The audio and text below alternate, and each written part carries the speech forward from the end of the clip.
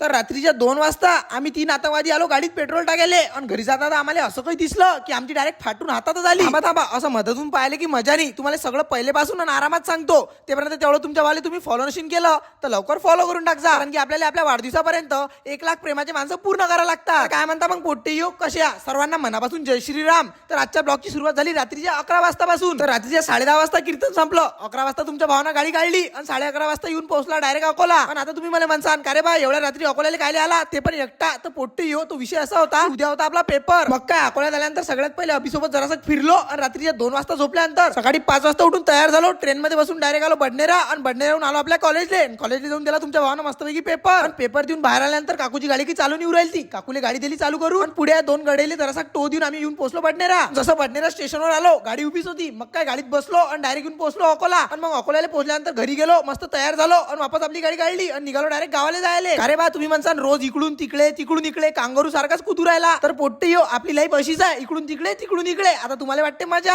आम्ही करतो गम्मत. पण अजून वरतून लोक काय म्हणतात, मजा आहे म्हणतात गळ्याची. जाऊ द्या, तुम्ही एवढा काही विचार नका करू. पटापट तुमच्या भावाला लवकर फॉलो करून टाका. जसं गावाला येऊन पोहोचलो आपल्या एका मित्राच्या घरी जेवण होतं. मग काय मस्त जेवण केलं आणि आजोबांच्या पनपट्टीवर पोहोचलो. तो विशाल दिसला. मग इथं विशालने हॅपी बर्थडेच्या हार्दिक शुभेच्छा दिल्या आणि मग त्याच्या इकडून फुकटचा चहा पेला. रात्री दोघीचा मस्त केक कट केला आणि मग अर्ध्या रात्री आपला गाडी म्हणे गाडीत पेट्रोल नाही, पेट्रोल टाकायला जावं लागते. मग काय रात्री 2 वाजता आम्ही गाडीत पेट्रोल टाकायला गेलो तर सही. पेट्रोल टाकून घरी जाता आता एक काका दिसले. काकाले पाहून तर सगळंच काही फाटून गेलं. असं वाटलं मला एका टाइमला की कोणता भूतच आहे हा. मग जवळ जाऊन पाहिलं तर मग समजलं बाबा आहे कोणत्या तरी काका आहेत, फक्त जराशी दारू जास्त झाली म्हणून येले की चालता येऊन नाही आलं. मग काय विचारता बाबा त्या काकाले बरोबर घरी सोडून दिलं आणि आम्ही गेलो आपल्या घरी.